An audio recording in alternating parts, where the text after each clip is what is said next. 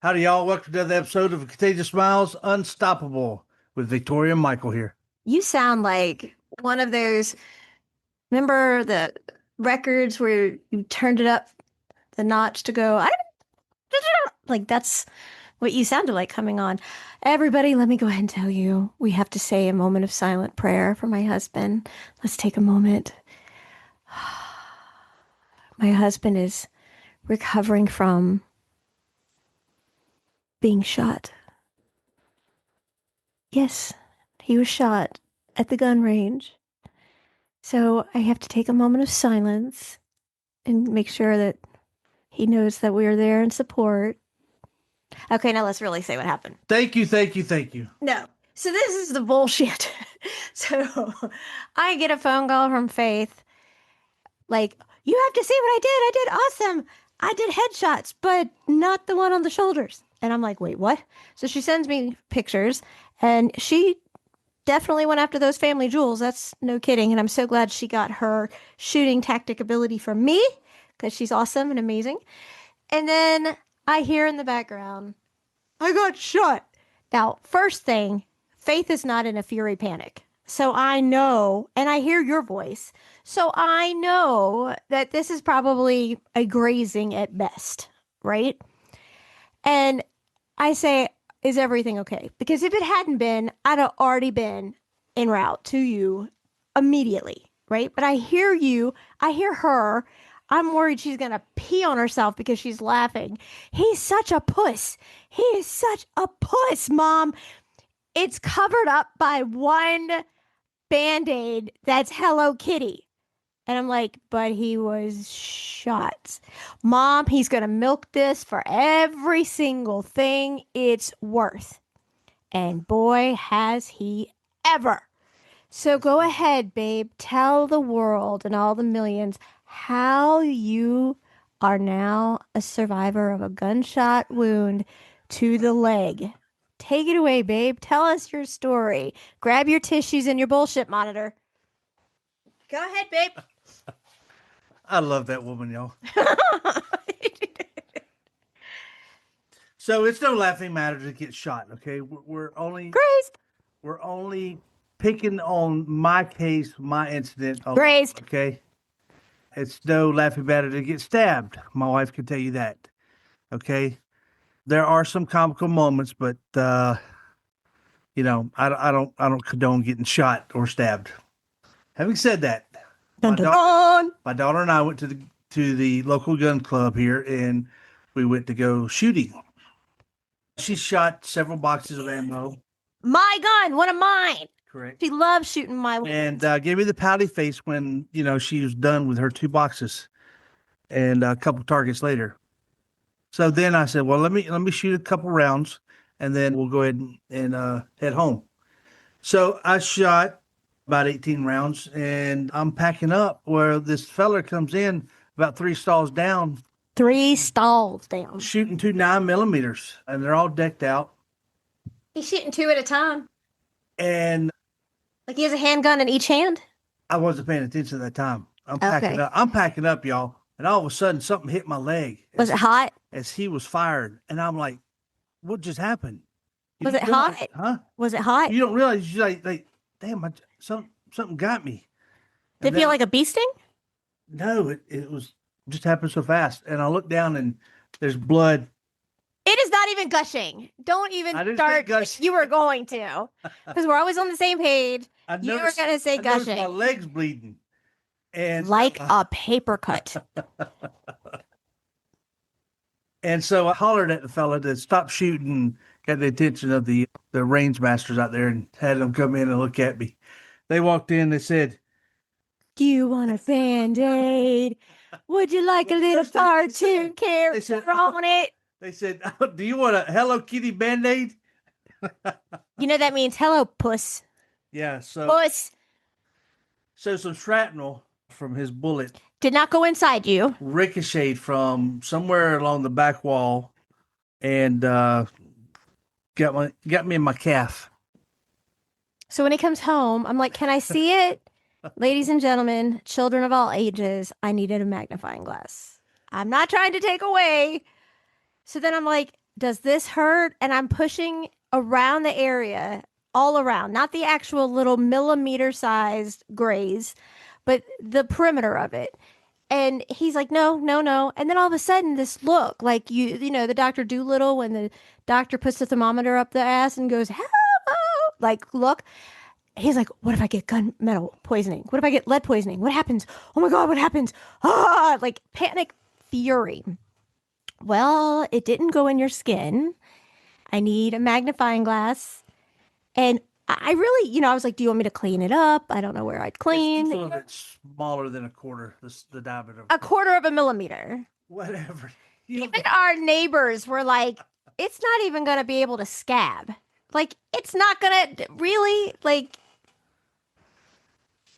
So, yes, I did have a Band-Aid over my gunshot wound. You know, the kind when your kids go to the pediatrician and they prick your finger and it's like round, like the size of a dime, and it covers their entire finger when they're that little.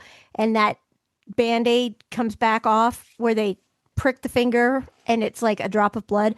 There you go. So Faith and I had a good time shooting, and we got a kick out of this later on. The range masters, they got a kick out. They said, welcome to the club. They've all been shot by Raised ricochets. And now, I'm sure that the gun club has all their standards in place and, everything's good. It's just a freak accident that happened.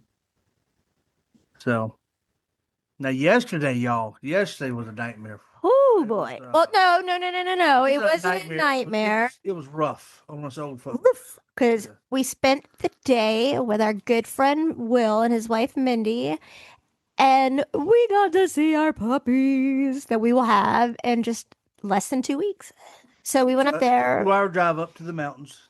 A little more than that. Yeah. Oh, no. It was a 2-hour drive there. For me. But it took me 4+ hours to return to this neck of the woods because my husband put the GPS map on the screen and entered in some wrong address.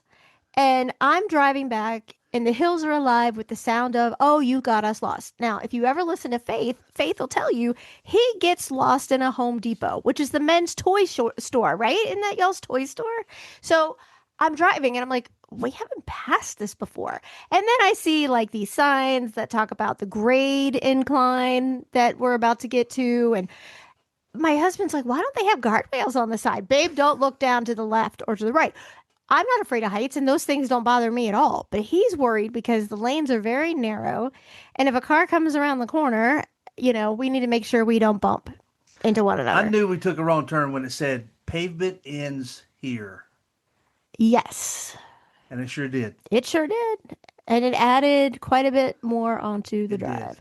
And then nice scenic route along the rivers. And then my husband, I drove the whole way back, which is fine and our preference. My husband decides that he is going to get into the back seat and Faith is going to get up front with me. And he is going to go stretch out across the whole back and go to sleep. Wow. That was like a first because he hadn't been asleep in a few hours. Very impressed. So, yes. But we had an interesting afternoon and evening because we had a phone call from a neighbor and we were trying to help our neighbors. And so by the time we got done with all that, it was 2 a.m. 2 a.m. We started our day off at... well, we were on the road at 8:30. I think I got up at 6:30 that morning. Let the dogs out. Who let the dogs out? But yeah, so that was our day before and yesterday adventures. Yeah. Today we recouped. Well, it's not just that. Anybody who is not a smoker and gets around anybody who smokes, for me, and I love Will and Mindy. I think they're amazing, wonderful people. They're so sweet. They don't even smoke in their own home when we're there. They go outside. But when you don't smoke, you can still smell it, right? Which is nothing against them at all. But the neighbor we helped smokes. And she smoked and then got right into the truck with us. And I literally was just gasping, for air. And it gets into your lungs and it gets all over you. And it's just like, what? I mean, it's just for people who, you know, aren't smokers. I'm sure they can relate to that. And then you just feel like it's hard to catch your breath. At least it is for me Hmm. with all of that. Yeah, I noticed my throat was a little closed up.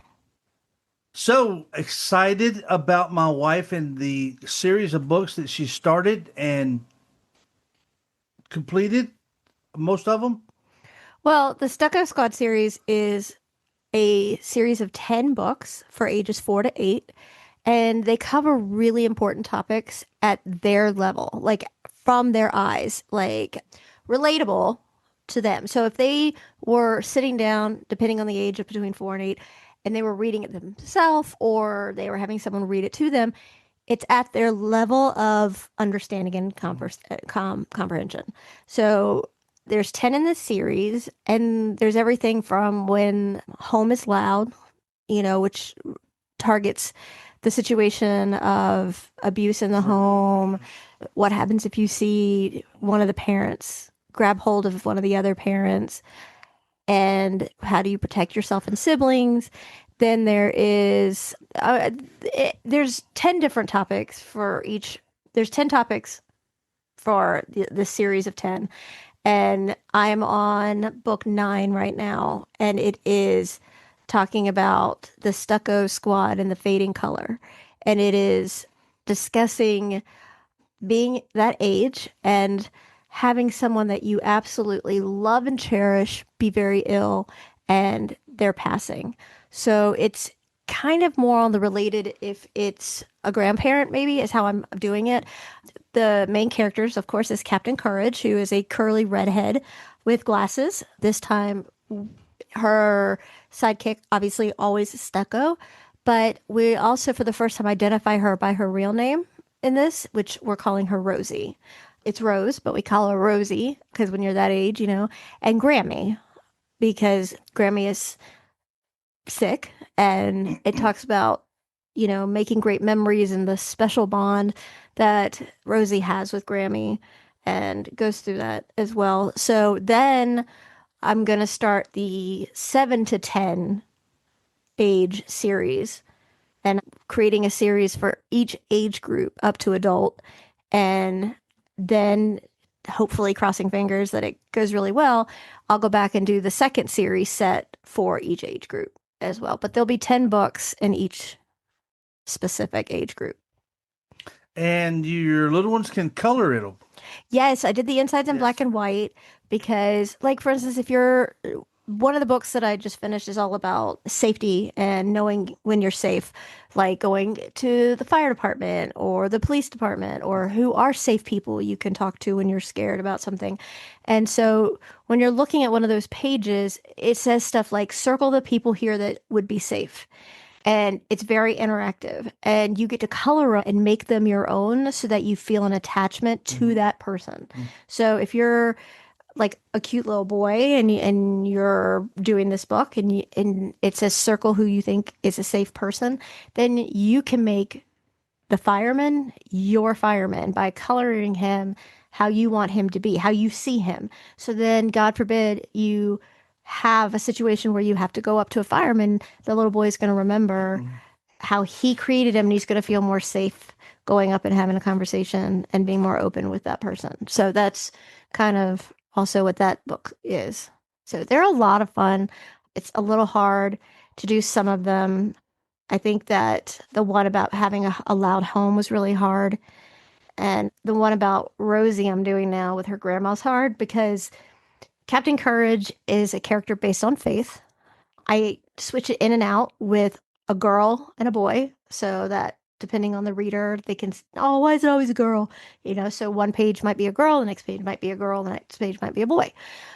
But in every book has a certificate and a badge or something in the back saying that you completed this and how proud you should be of yourself. And it's really uplifting. The one thing I did do different is the community book where it's about fire department, law enforcement, school staff, people like that that you can go and talk to, counselors and things like that. There's 5 chapters in this book where most every other book is not chapter based. And every chapter, like chapter 1 is like law enforcement, chapter 2 is fire department, you know.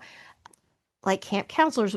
Anyway, so when you get done with that chapter, there's also a badge for that and completion for that particular chapter. So by the time you get done with your little one with this book, they have 5 or actually 6 cha- uh, certificates of completion, and they can put them on the wall, and it's a psychological reminder that that firefighter is safe, Yep. that police officer is safe, and then they can color in each one along the lines of every page, as well as the certificate, and put them up, and then they can remember that is a safe person. And it's also really good if they're in a non-safe environment at the moment, or they don't feel that they're safe at the moment, then they can put up the wall of protection, is what we call it, where all of the people they've colored are those are their choices, and they've put them up on the wall, and that's their wall of protection.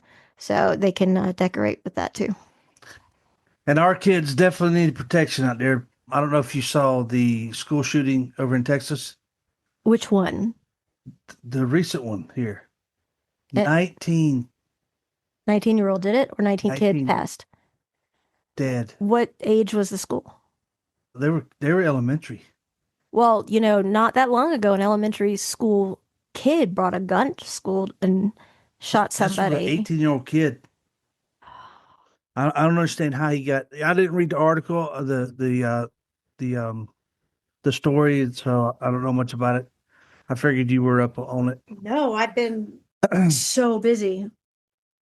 That's just to think, one stupid ass punk into the life of 19 precious souls that was just starting out in life and did absolutely nothing. It's monstrous.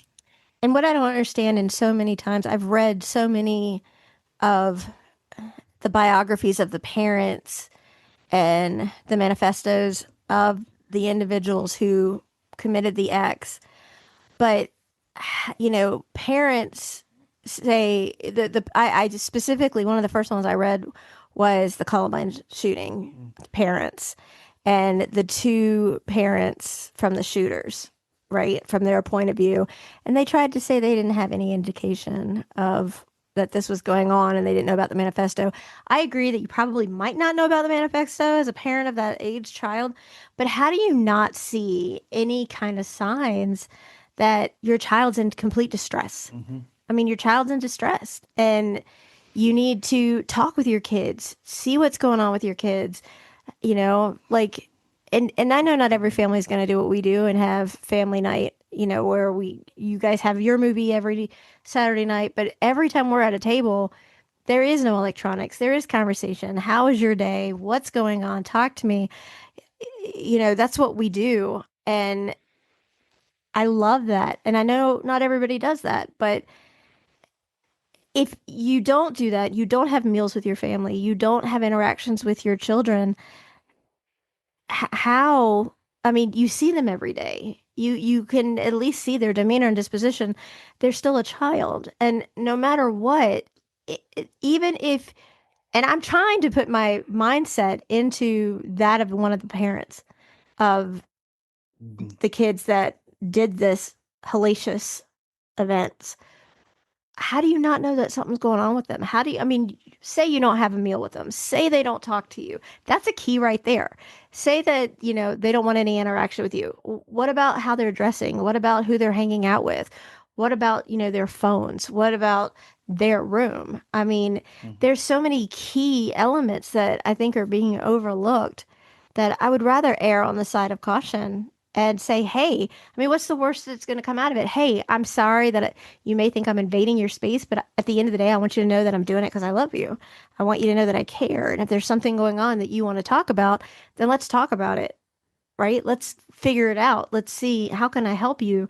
This is a really hard time for kids your age to be growing up in this world. And it's not like it was when we were young at your age. So let's help each other. Let's talk. Do you want to talk to somebody? Do you feel like you have somebody? Do you want me to find you somebody? Right? These are all really important things that I think so many people just overlook. We have become so much of a only about me society that it breaks my heart. It really does. Like, so many kids now get a controller or a phone or tablet. I mean, we've gone places before, and these young kids have phones. They have phones and tablets. And, they're not sitting there playing educational games. If they were, more power to them, I get it. But I mean, they're playing like Minecraft, which has so many sexual predators on it. They have so many things on there that are blowing up things, that are destroying things. People think it's just a game of building. And for a long time I did, until I got to learn more about it. So some parents might be as naive as I was, because I really believe that Minecraft in the beginning was a building of homes and stores and schools. And I didn't know you could go in there and, barter and blow up stuff. And I had no idea. And, when you research it now, Minecraft is one of the highest rated games that has pedophiles in it, posing as kids. And these kids swear up and down, I would know if it was. I would know if it's a pedophile.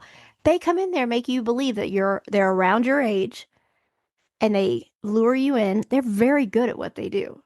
They are. And then they get your trust. And that is so scary. These pedophiles out there have your kids' trust when you don't have your kids' trust. And that's something that, you need to take 2 seconds and think about. These people on the other end of that electronic device have more of my own son or daughter's trust than I do. Let that resonate for a second. I mean, that's harsh, but that's real. And in 1 year, 2 years, 5 years, do you think they're still going to know the other person that they're quote unquote chatting with in that game room? They're not. But right now, they trust them to tell them things that they won't tell you as their parent. And that is scary. So I'm going to step on some toes here. Be careful with your leg and all. No, my gunshot wound. God. I'm of the mindset, these are my children. Okay. They lived under our roof. All right. They don't have any privacy. Okay. Other than the bathroom and, if they're changing clothes. Now, what I mean by they don't have privacy is if I bought them a phone, I have every right to go through their phone. I have every right to put an app on their phone to keep track of what they're doing. Okay. That's what I believe. All right. That's keeping my kids safe.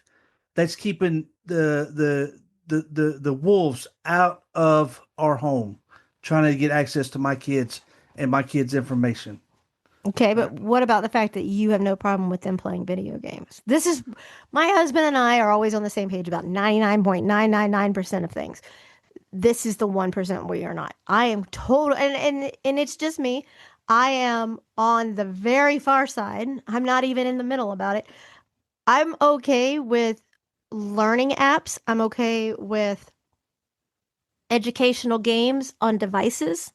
I'm okay with that because my daughter and I spent so much time in hospitals and doctor's office and doctor's waiting rooms and things like that. And I was homeschooling her. So a lot of times we would do things on educational apps, but they weren't where she was able to correspond with other people involved in it. And so that was the difference. I am so anti video game because of what I do and who I speak with and the families that I work with and the families I speak with.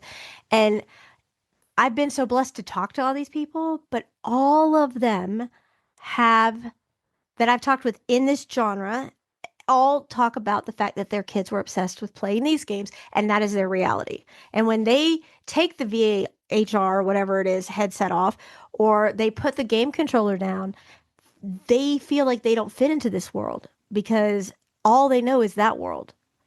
And that's scary. And I'm very much against all of those games. I mean, like when we were young and it was Atari and Frogger and, things like that. But now these kids who are so young are like blowing up stuff and learning how to shoot things and killing and maiming and dismembering and amputating and they think it's fun and hilarious and nothing is gory. And, I've talked to kids that, are younger and they're, 10 to 14.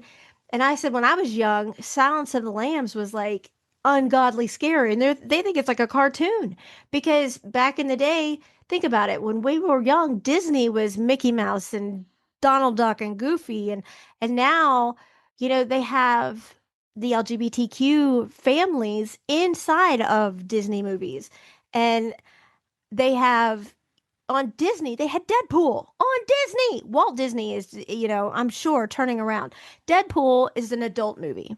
It's hysterical, but it's hysterical for age appropriate individuals. Yeah, he is He's a little raunchy. a little raunchy. Right? But then you hear, like when we were growing up, think about it. Did you ever hear the F bomb in any of our TV shows? We watched it when we were young.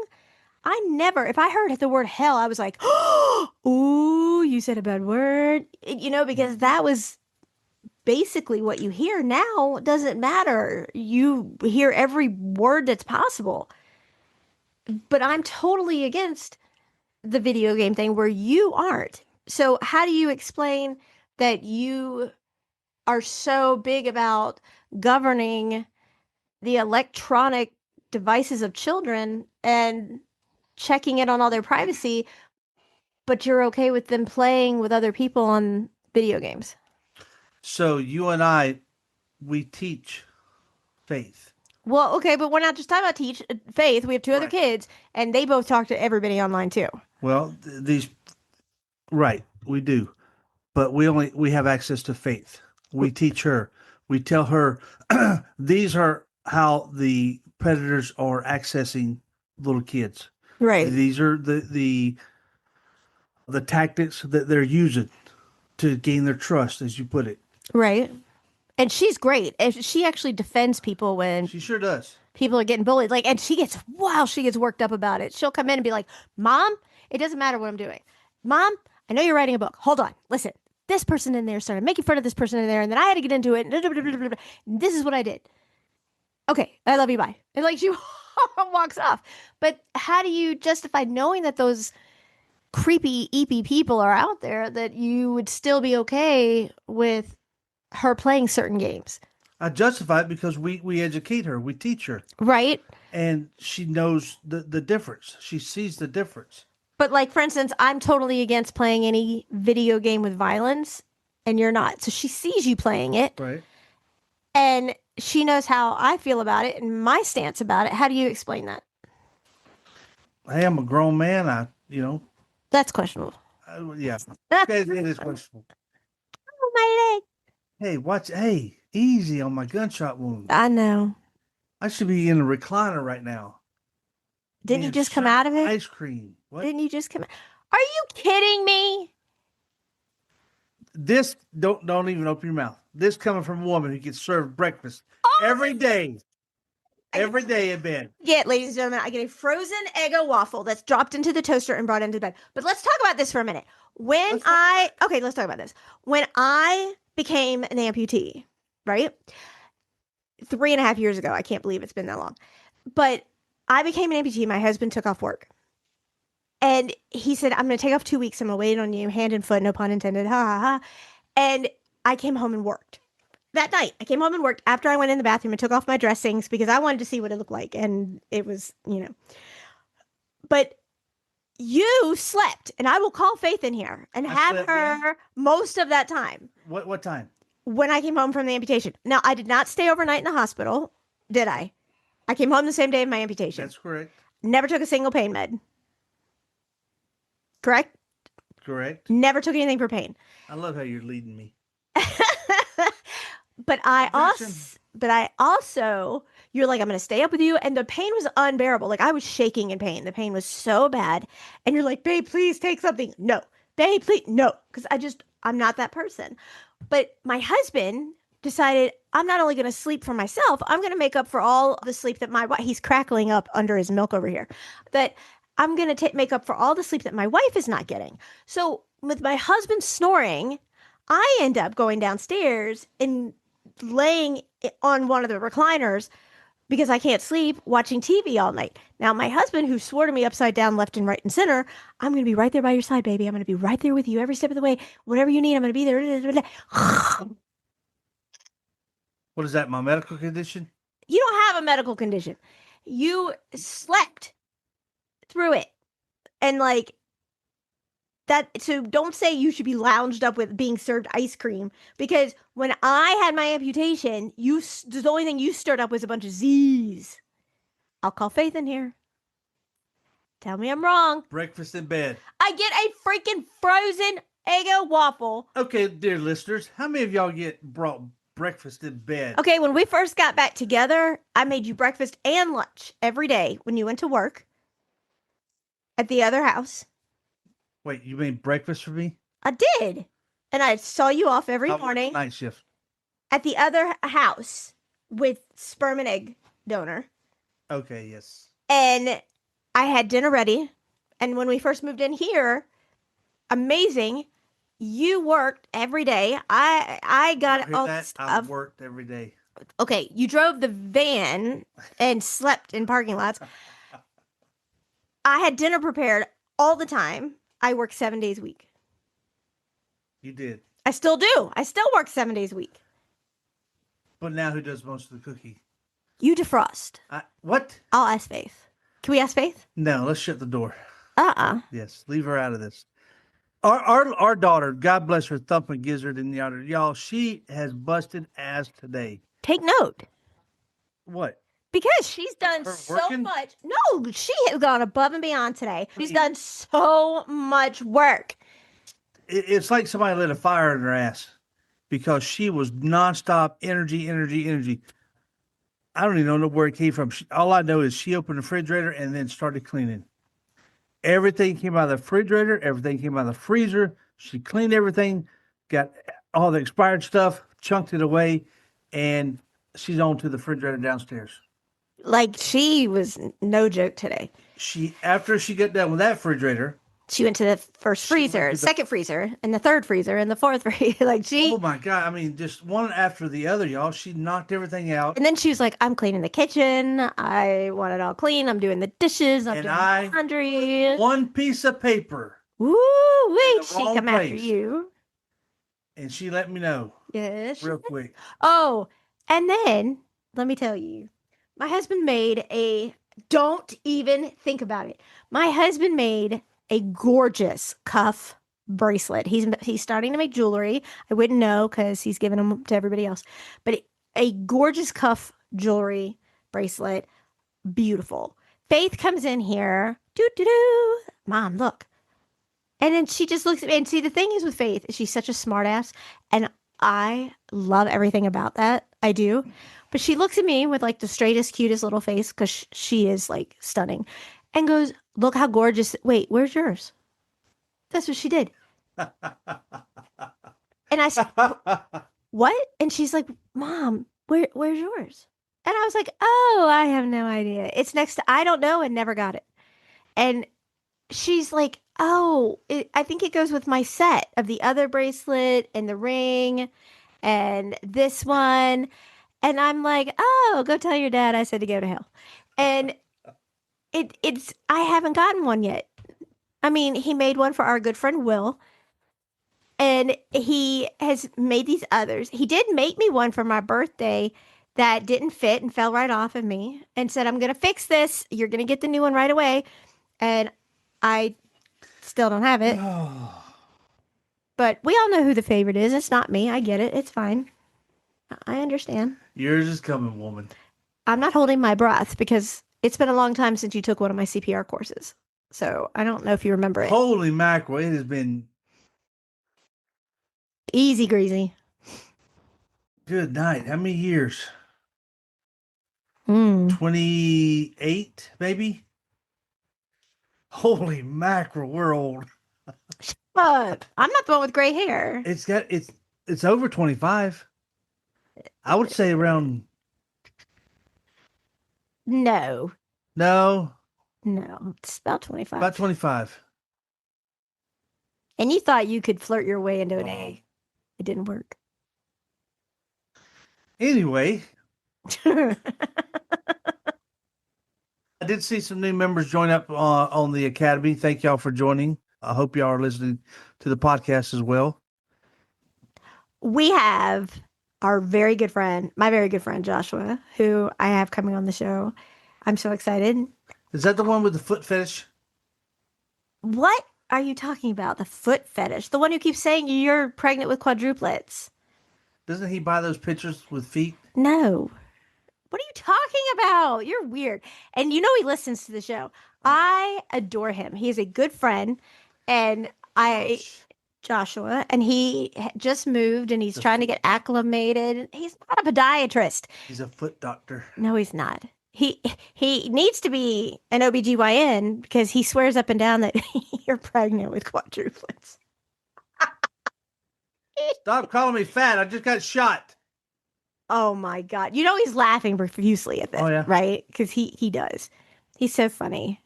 I mean, he's just a really great guy. He has the perfect radio voice. He really does. Nice. And when y'all hear Very it, sexy. do you have a little man crush? When y'all hear it, you'll have to check out. I'll make sure he mentions his podcast. He's just starting. And he's awesome. He's awesome, awesome, awesome, awesome person. I love his podcast.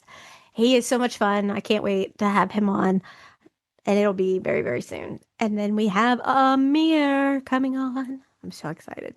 That is an awesome dude, y'all. He is so stand up, like awesome, amazing. He has a birthday coming up. So welcome to the club of 21. Amir starred in Everything. No, everything. Blacklist that I saw. What? And that's where I was introduced to Amir. He's been on Law and Order, Law and Order But he's in SVU. Broadway. Oh, he's Kicking been butt. in everything. He's been in everything. And he is so big about animal rescue. He is just a genuine stand-up nice guy. And there's not a lot left out in this world. And I got 2 of them coming on in the next 30 days. Didn't we see his dog in one of the videos? He said, Yeah. he did. And he was like, I'm not very big fan of the color, but, you know, because there was a specific color on and he didn't like it, but it was very, very cute. His dog is super, super cute. So I'm very excited about, we got 2 other gentlemen coming on in the next couple weeks and I'm so excited. So very, very excited. So y'all be sure to go over to victoriacure.com and pick up some of those books that she has so diligently worked hard on. And look out for the Stucco Squad series coming out. Book 1 is out. Book 1 is on Amazon. And offered through the website. Yes. Book 1 is out. You got www.contagiousmile.com is our main website. Y'all check that out. You can get access to the academy and see who we are instead of just listening to us.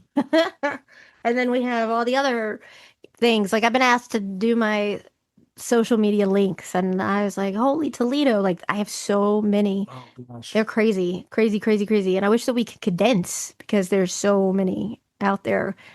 And like I apologize for all the people that have been looking on IMDb Pro because I just thought, oh, it's great. I'll just leave it. And it was set up.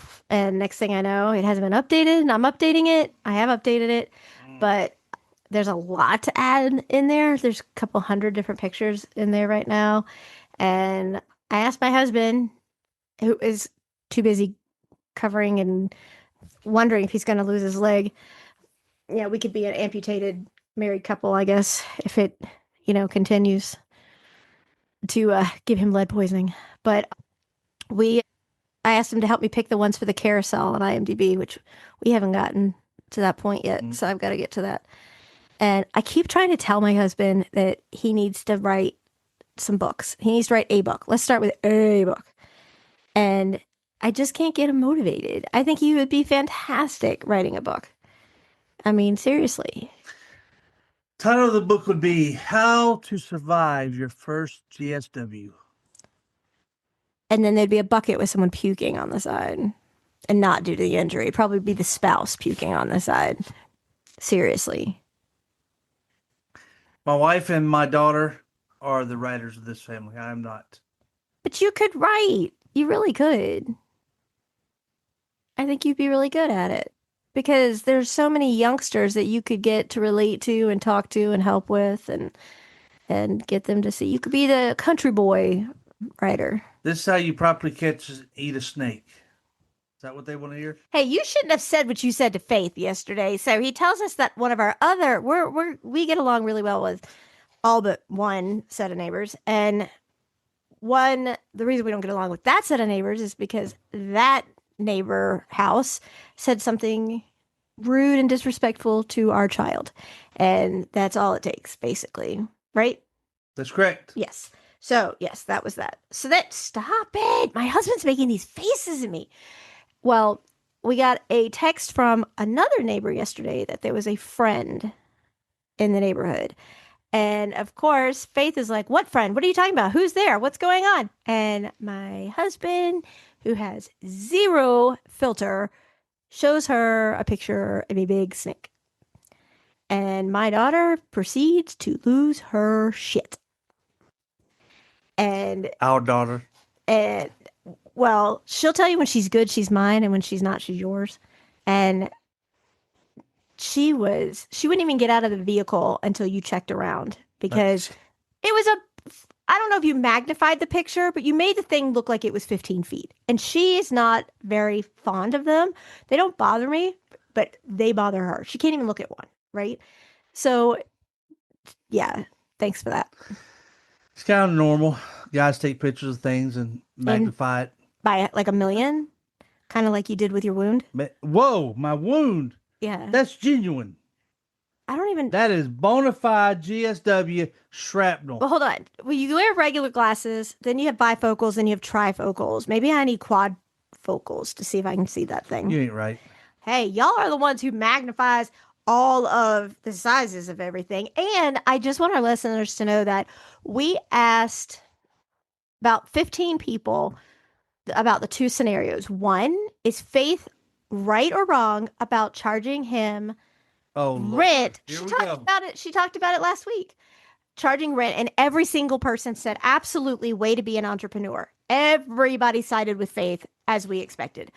And number two, that men, again with the Hello Kitty, are pusses when it comes to pain.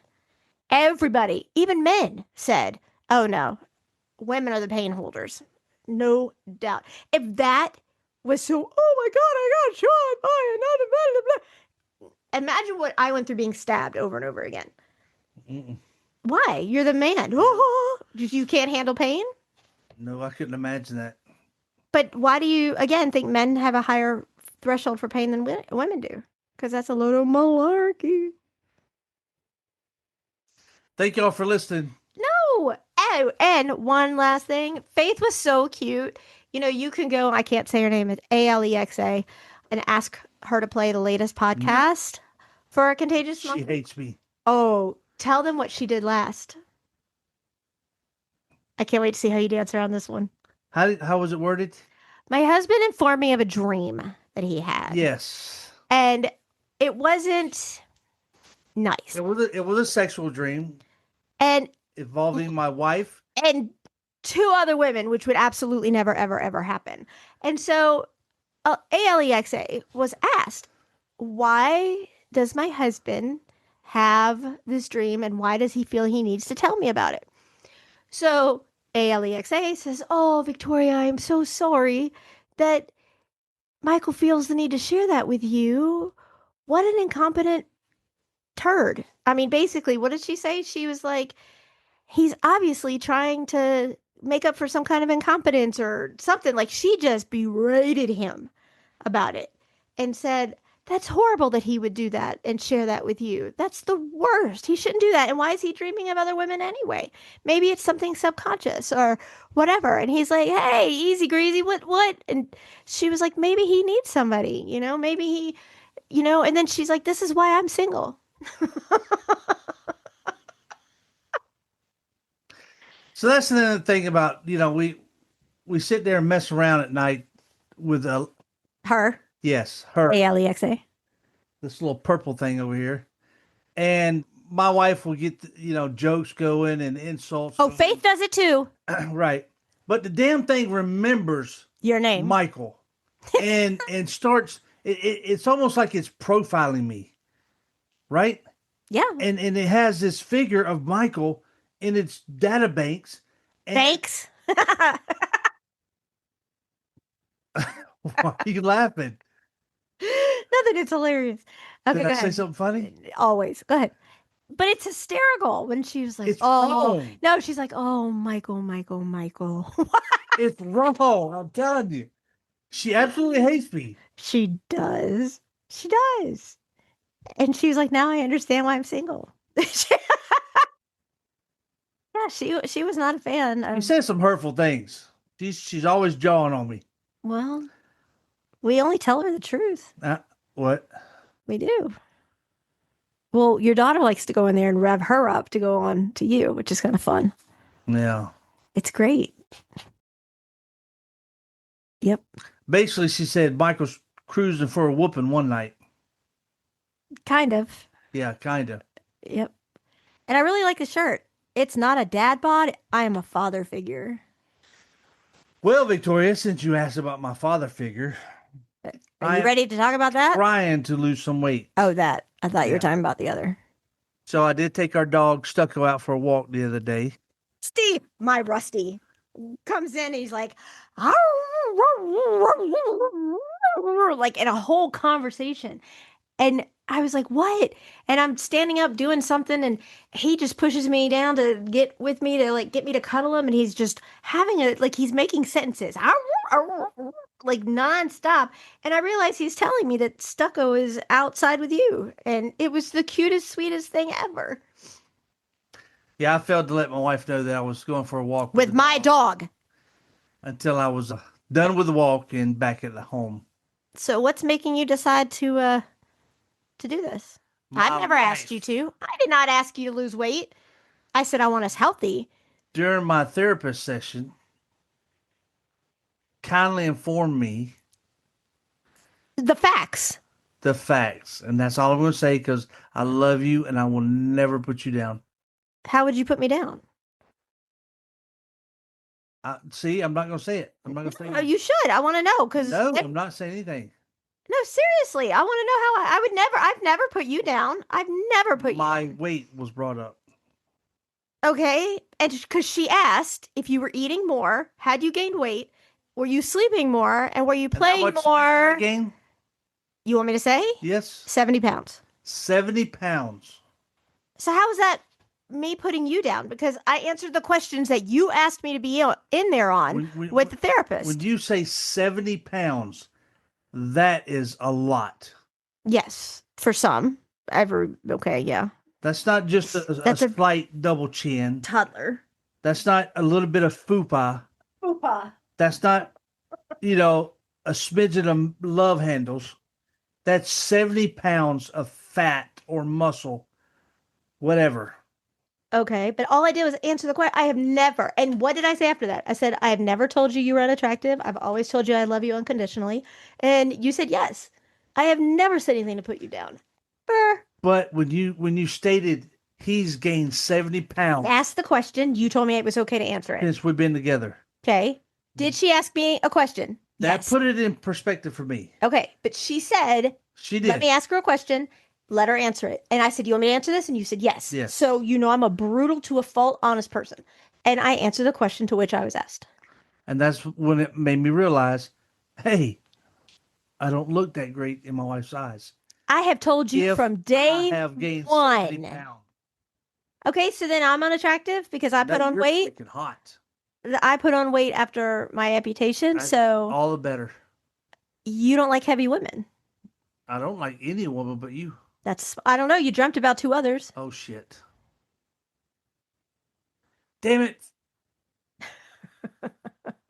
So I'm just saying, So why did I tell my wife that I had sex with other women in the dream? I was about to ask you, That's just, I just, did you feel guilty? how can you not feel guilty?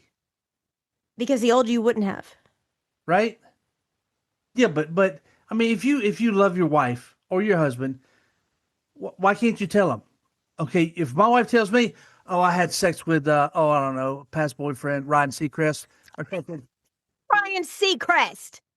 in my dream, Hold on. No, I don't want any rumor out there that I dated Ryan Seacrest because I never dated Ryan Seacrest. I was friends with Ryan Seacrest and we were not like best friends. We were never best friends or great friends. I mean, I knew him for a couple of years when he lived here. We were the same age and and knew each other through mutual friends. And I had been invited up a few times to see him at work and hung out with him some. And I stuck up for him a few times. And that was it. We never dated. We hung out, yes, but we never dated or anything. I met his parents. They were amazingly sweet. God bless his dad, who passed away not long ago.